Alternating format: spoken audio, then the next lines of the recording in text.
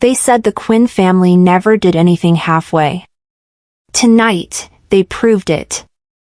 Palo Alto shimmered behind the estate's glass walls, casting golden light across the marble-tiled courtyard where white roses coiled around silver arches. A quartet played Vivaldi under the palms. Everything was curated to perfection. Just like us. I walked in alone. No escort, no applause. Just the sound of my heels tapping stone. Sienna's wedding was a parade. Designer dresses, politicians, startup billionaires, everyone bathed in champagne smiles. And yet, my parents made it feel like I had snuck in through the back door. Claudine air-kissed me. "You made it," she said, as if I hadn't RSVP'd months ago. "I live 15 minutes away," I replied. "Not a pilgrimage." Martin Sr. was already mid-toast, glass raised, voice syruped with confidence. "Tonight isn't just about love," he declared. "It's about legacy. And what we pass on to the next generation." Sienna stood beside him in white silk, glowing like the chandelier above her. The crowd sighed. Unity, tradition, the Quinn brand. My stomach turned. Then I saw him. William. Across the terrace, behind a curtain of fairy lights, his gaze found mine. He nodded once, not a greeting. A warning. I blinked and he was gone. Martin clinked his glass again, louder this time. As part of tonight's celebration, he announced, "We have one more gift to give." He held up a set of keys. A familiar crest gleamed on the tag, Quinn Motors. "No. No. This," he boomed, "is Walter Quinn's BMW 2002 T. A family heirloom. A symbol of our roots. And tonight, we pass it on." He stepped toward me. "Ilara," he said, voice sugar-coated but sharp underneath. "Will you do the honor?" I stared at the keys. "Bring them to your sister." My fingers wrapped around the metal instinctively. Cold. Heavy. The crowd erupted in gasps and applause. Flashbulbs popped. Phones lifted. This was theater.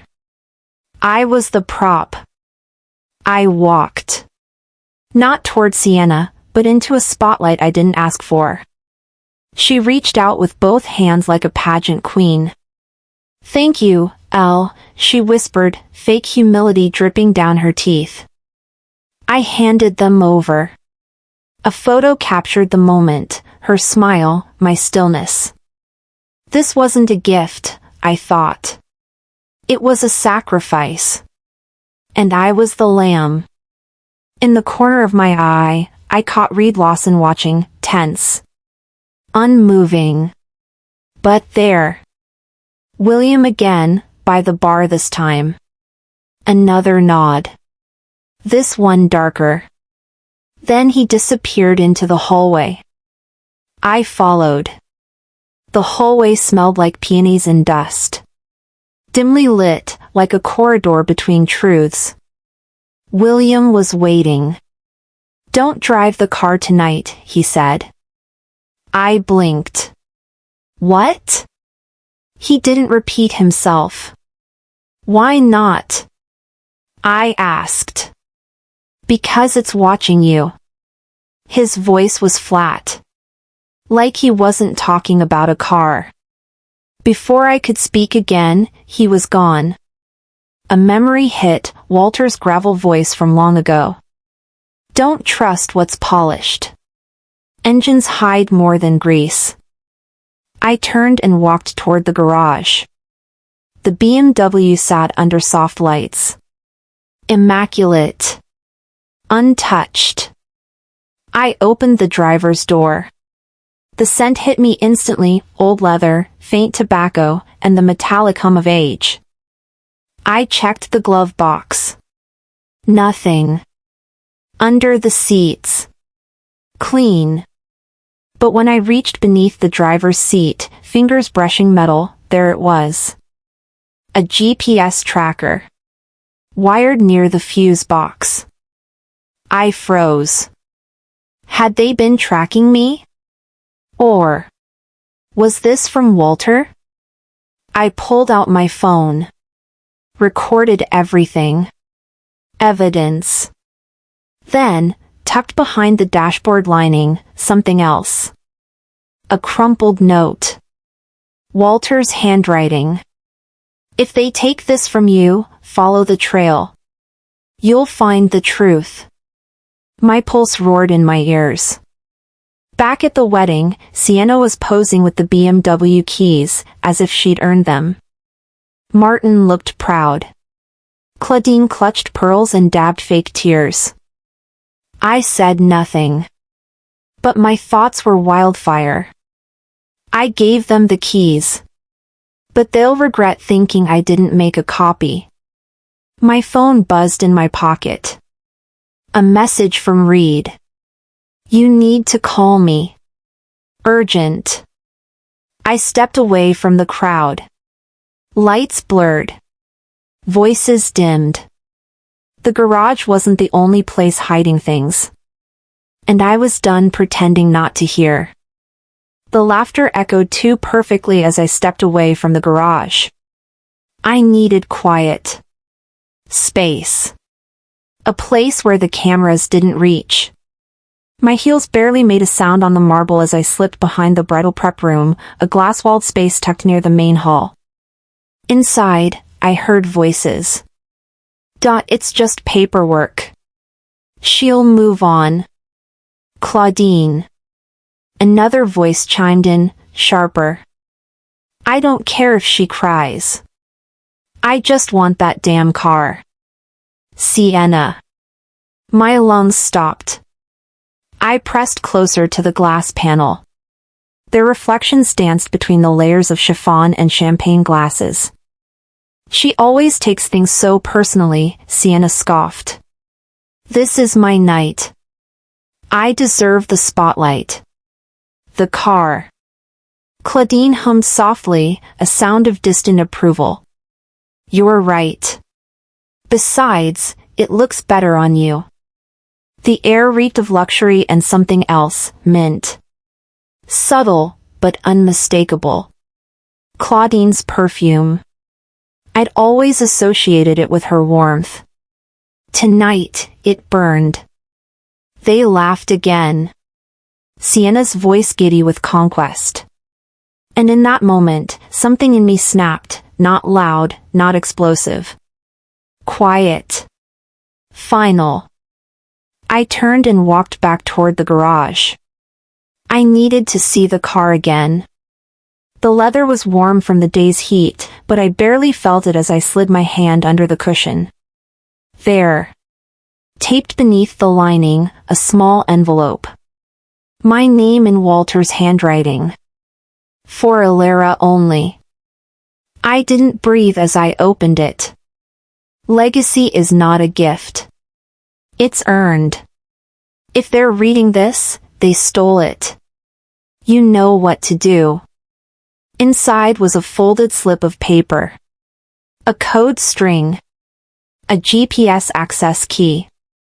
I didn't recognize everything, but I knew who would. Read. My hands trembled. Not from fear. From clarity. Walter hadn't been hiding from me. He was waiting. Trusting.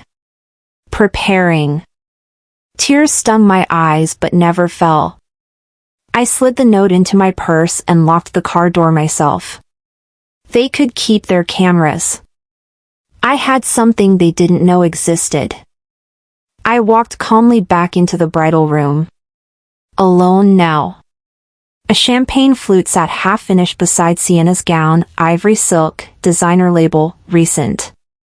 I snapped a photo of the tag. Weeks ago, Sienna had cried broke. Pleaded for help with rent. I pulled out my phone and messaged Reed. Need background check on Sienna's recent purchases.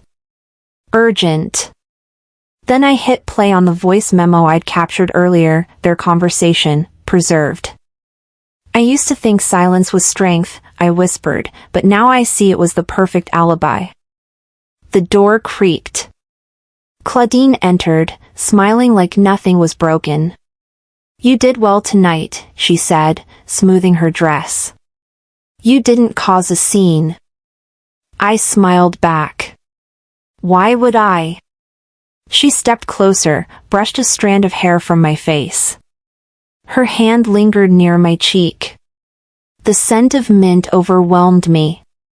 Flash, my childhood recital. I'd missed a note. Cried backstage. Claudine had hugged me. Whispered it was okay. Same perfume. Same touch. But now I knew better. She's always used affection to control me, I thought.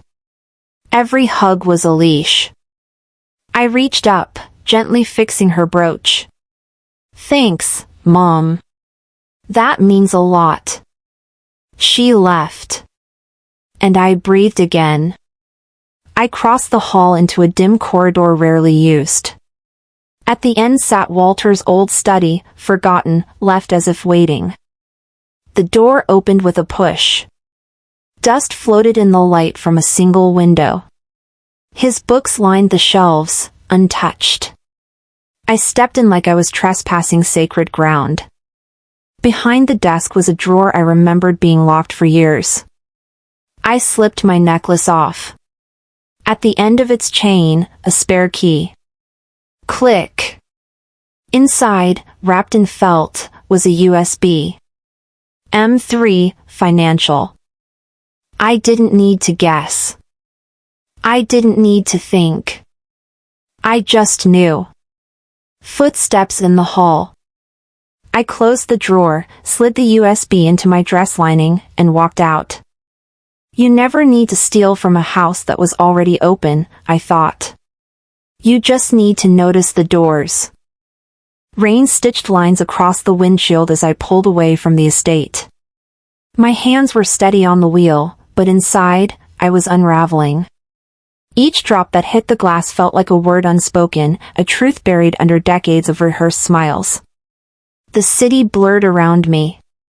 The GPS device blinked, still active. They hadn't just watched me at the wedding. They'd been watching every mile, every move. I pulled over beneath a dead street lamp, popped the console open, and removed the battery from the tracker. The blinking stopped. But the silence that followed felt louder. They didn't see a daughter. They saw an asset. An inconvenience. A loose end. By the time I reached the hotel, the storm had grown meaner. I chose this boutique place downtown for a reason, no doorman, no greetings, no questions. Just four walls and a lock I controlled. Inside, I peeled off the wedding dress and stepped into the navy one I'd worn to the rehearsal dinner. Somehow, it had become armor. I laid everything out on the bed, Walter's note, the GPS tracker, USB, recordings, my phone. Reed's voice came through the speaker. Someone tried transferring the BMW title to Sienna. At midnight. Of course. They didn't even wait for the cake to be cleared.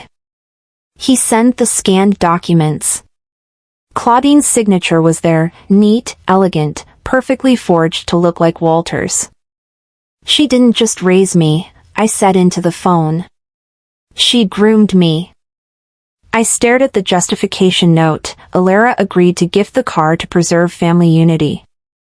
Those were her words. I'd heard them 100 times before. When I wanted to switch schools. When I didn't want to take ballet. When I asked if Dad loved me less. The penmanship was flawless. Too flawless. I dug out an old birthday card she wrote when I was 15. The loops, the spacing, it matched. She forged his name, I whispered. Reed asked if we should begin quietly. I shook my head even though he couldn't see. No. They'll see it coming. We began planning. The Quinn Family Foundation's annual charity brunch was tomorrow. I knew the schedule, the guest list, even the playlist. They built the stage. I'd take the mic. A knock at my door broke the moment. Noah Strickland stood on the other side. Soaking wet. Still dangerous. You don't know what you're stepping into, he said. Try me. He stepped in, closing the door behind him. Martin isn't just laundering funds. He's using Walter's assets. Shell companies. Offshore accounts. That car? It's part of a chain of trust movements used to clean money. He handed me a small, black phone. Encrypted. When you're ready to end this, use it. He paused at the door. I'm not your enemy, Ilera. But I'm not your shield either. The moment he left, I stared at the phone, then set it down beside the USB. The rain hadn't let up. Thunder rolled over the city. I stood in front of the mirror. My face was bare now. No mascara, no foundation, no facade. They built a family out of mirrors, I whispered. I'm the first one to stop reflecting them. I picked up my phone and texted Reed. Prepare the paperwork. I speak first tomorrow. My reflection stared back at me. For the first time, I didn't flinch. For once, I whispered, they'll see me. The ballroom shimmered under the weight of wealth, white linens, gold trim, champagne towers glistening like false halos. Every inch of the Quinn estate screamed perfection. Tonight wasn't just another charity gala. It was their yearly performance, and I, once again, was the prop. But not this time. I walked through the grand doors, head high. No more whispers of the quiet daughter. I was the calm before the storm they didn't see coming. Cameras flashed. Guests smiled with their teeth but not their eyes. Across the room, Martin stood under a crystal chandelier, voice booming, legacy defines who we are. Family keeps it alive. They clapped on cue. The family brand, polished, poisonous. I stood near the back, sipping water instead of wine, my reflection glinting in the gold-rimmed glasses. They called this event charity, but it was the final seating chart in their game. My phone buzzed in my clutch. Unknown number. The car is only the beginning. I looked up instinctively. Reed Lawson was near the back doors, giving me a small nod. The orchestra swelled, laughter rose, but my pulse stayed steady. Have you ever sat in a room full of applause while feeling like the only one watching the show? Martin's voice blurred. I slipped out to the terrace, letting the cold air slap my face. The city lights flickered through the glass garden wall. My phone rang again, unknown caller. I hesitated. Answered.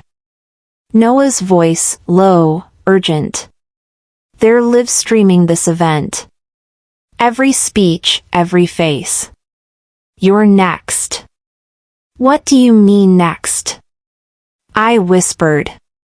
They're not just showing off the car. They're laundering through the broadcast, names, files, fund transfers hidden in metadata. You take that mic, and you expose more than you think. I froze for half a second. So they want me to react? They're counting on it, he said. But if you go calm, you'll bury them. The line went dead. I stared through the glass, seeing my family's reflection layered over mine. The Quinns, masters of control. The puppeteers. Would you stay silent when you suspect you're being watched? Or speak while you still can? I turned back toward the ballroom. Inside, the applause reached a fever pitch. Martin was smiling wide now, Sienna by his side in a silver gown that shimmered too much for humility. "Tonight," he said, "we honor tradition and pass down the legacy that began with my father's hands." He gestured dramatically. The BMW key glinted in the spotlight. Sienna extended her hand like a queen accepting tribute. "May this car, this symbol, continue the Quinn story," Martin declared. That was my cue. I stepped forward. The applause thinned into confusion. Reed moved subtly to the AV table, ready. "May I speak?" I said. Martin's smile wavered. "Alara, darling, this isn't. Please." He hesitated, then gestured weakly. "Of course." The microphone felt heavier than it should. The silence felt holy. "This car," I began, "was promised to me by my grandfather, Walter Quinn. But the title you're showing tonight," I held up a folded paper, "is forged." A collective gasp. Sienna's perfect smile fractured. Claudine's glass slipped, clinking against the marble. Martin didn't move, but his jaw tightened. "What happens," I asked, "when the person who gives you a gift has already taken a promise?" Whispers. Phones raised. The sound of the orchestra died like a flatline. Reed clicked something at the control panel. The massive projector flared to life. Two signatures appeared side by side, the forged car title and a handwritten note from Walter Quinn. The loops, the ink flow, the identical precision of Claudine's hand. The crowd gasped louder this time. "Forgery," Reed's voice echoed from the side. "Filed under Quinn Family Trust, timestamped midnight yesterday." Martin's face drained of color. Claudine shook her head, tears, or guilt, forming at the corners of her eyes. Sienna stepped back, clutching the car key like it might burn her. I turned to the audience. Legacy isn't handed over. It's honored. My grandfather understood that. And now, so do I. My voice was calm. My hands, steady. But every word carried years of silence breaking apart. Martin lunged for the mic. "This is a family matter." I stepped away, facing the crowd. "No. This is a matter of truth." Guests shifted uncomfortably. Some slipped toward the exits, others recorded with trembling fingers. The live chat feed behind me scrolled faster, viewers around the world reacting in real time. Claudine forced a brittle smile. "We're simply correcting a misunderstanding," she said, voice cracking mid-sentence. Sienna, flushed and furious, turned and ran, heels echoing across the marble floor. The car key clattered against the tile before she snatched it up and fled. Martin stood alone on the stage he'd built. I looked at the audience one last time. "If your family won't stand with you, would you stand for yourself?" For a breath, the entire room held still. Then flashes erupted. Cameras. Applause, but this time not for them. For me. They thought they had rehearsed this night.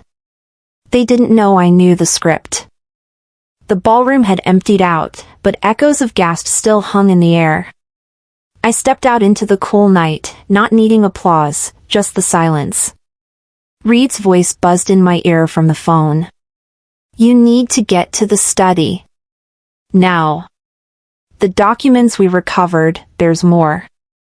I walked past overturned champagne flutes and scattered programs, symbols of a celebration hijacked. I wasn't done. Not yet. The house was darker than before, quieter. I moved down the west corridor, toward Walter's old study. My footsteps on the marble felt like thunder against the hush.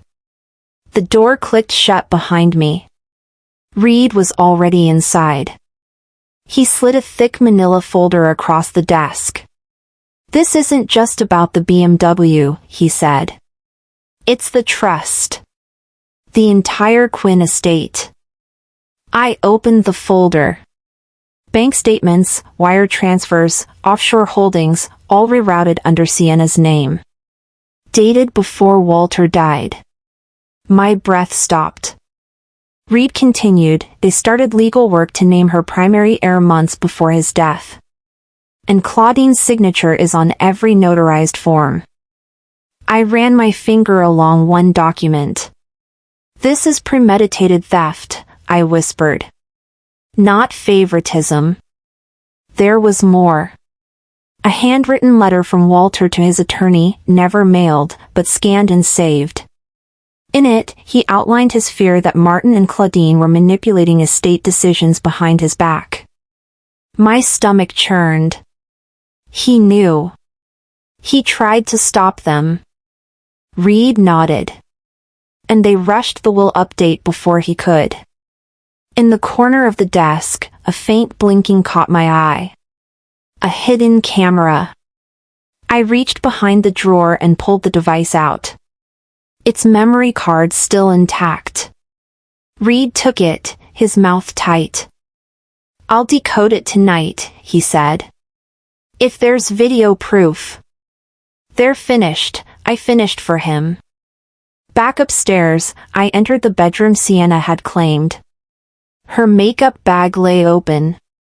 I wasn't sure why I looked, but I found something. A small, palm-sized voice recorder. I hit play. If Alara gets in the way, we'll paint her as unstable, Claudine's voice said coldly. She has no allies left.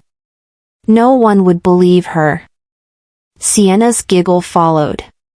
Perfect. We bury her without lifting a shovel. I deleted nothing. I transferred it all. That night, I uploaded the files to a private server with a scheduled release. Evidence, insurance, war drum. The next morning, I dressed in black. Not mourning, armor. Reed texted, press is catching wind of last night. Media vans are circling the estate. I smiled. Let them. I'm not hiding anymore. I returned to the estate, not for them, for me. Martin was waiting at the front door, jaw clenched, Claudine behind him, eyes calculating. You've gone too far, Alara, he said. No, I said, stepping past them. You're just not used to someone walking through your lies like they're made of glass. Behind me, tires screeched.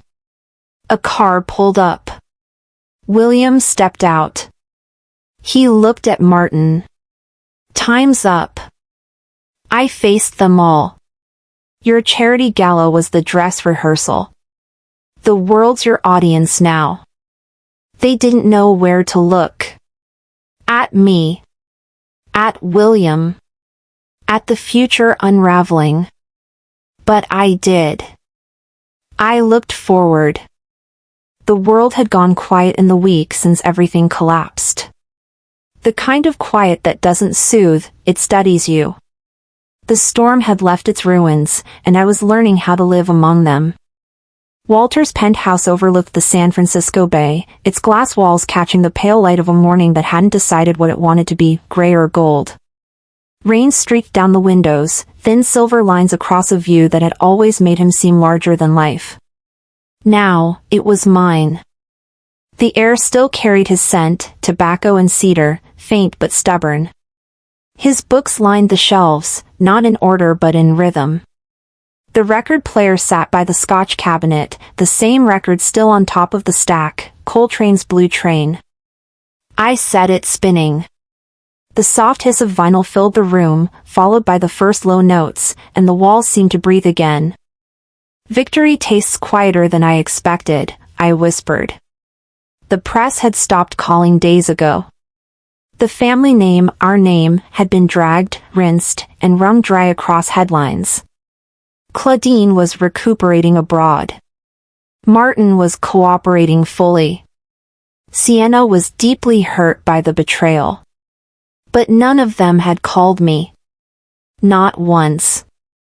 In the garage, the BMW waited like a memory that refused to fade. I crouched beside the driver's seat, checked beneath. The GPS box was gone. The wires were clipped clean, the carpet scrubbed. They erased their footprints, I murmured. I left mine. I placed Walter's notebook, leather, worn, alive with the weight of his thoughts, on the passenger seat. We're not done yet, I told it, though I wasn't sure who I meant by we. Have you ever felt like the only way forward is to sit still first? I turned the key. The engine rumbled, familiar and unpretentious. I pulled out into the slow morning light. The highway opened before me, its curves slick with rain, its cliffs whispering the ocean's pulse. The world stretched in silence, just me, the road, and a car that had survived too much truth to die quietly. Walter had taught me to drive here. I could almost hear his voice, steady, patient. Control isn't about speed, Ilara. It's about feel. Back then, I thought he meant the steering wheel. Now, I knew he meant life. Fog rolled off the water, curling around the hood like breath. My reflection in the rearview mirror looked older, maybe stronger. What does healing even look like? I said to no one. The radio hummed softly, some nameless classical piece, the strings rising like an apology. Ahead, a bright orange sign, bridge closed. The detour arrow pointed inland. I smiled. Then I built a new one. Every curve of the road loosened something inside me. Every turn felt like I was steering out of their grip. Is freedom a place, or a decision? Maybe it didn't matter. The air felt cleaner when I stopped trying to define it. I parked at a small coastal cafe, the kind that survived on regulars and good coffee. The bell over the door chimed when I walked in. Salt, sugar, and espresso, simple, honest smells. I ordered black coffee and took the corner seat facing the window. My phone buzzed. A secure message. From Reed. You're clear. But others aren't. Attached was a file, dozens of names, forged wills, manipulated estates. I scrolled through it, the pattern forming like déjà vu. The same game, different families. The same signatures rewritten in new ink. A second message followed. Consultant role. Help victims reclaim legacy rights. You'd be good at this. I stared at the screen, then out at the horizon. The ocean glittered, pretending to be endless. I always thought my strength was survival, I said under my breath. Maybe it's translation. I typed back, I'll help. But we do it my way. Quiet. Surgical. Precise. He replied with a single word, deal. For the first time, I felt something like alignment, not revenge, not victory, just purpose. Back at the penthouse, I started packing. Each drawer I emptied felt like a confession I didn't need to repeat. I took down the family photos one by one, Martin shaking hands with donors, Claudine smiling too wide at some gala, Sienna posing like she was born in better lighting. I left only Walter's photo, the one where he was laughing off camera, mid-sentence. I closed the last box, carried it to the car, and sat for a long moment before starting the engine.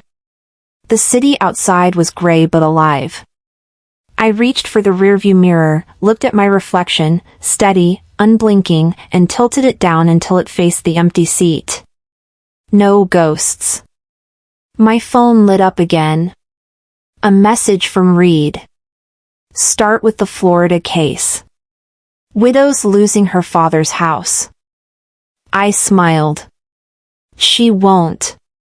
Jazz filled the cabin, the same record from Walter's shelf, soft, human, familiar. The BMW rolled out of the garage, tires whispering against wet pavement. San Francisco disappeared in the rearview mirror I just refused to use. Do you believe in justice, or just closure? Maybe both were the same if you earned them instead of inherited them. The road stretched ahead, pale fog dissolving into daylight. Freedom didn't roar. It purred, steady, quiet, and honest under the hood.